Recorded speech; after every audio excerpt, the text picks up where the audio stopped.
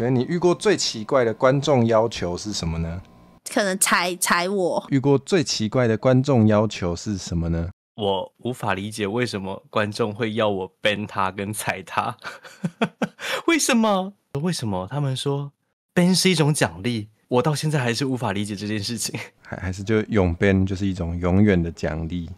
这我不知道其实我的观众都还蛮奇怪的，但是我觉得应该是我比他们更怪，所以相比起来，就是他们的要求对我来说都不会很奇怪。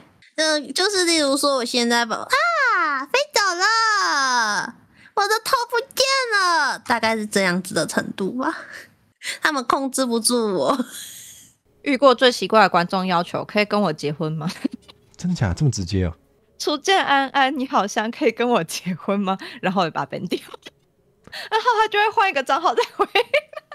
你就要一个一个 ban 这样子。如果 ban 了10个，就是 ban 好没事。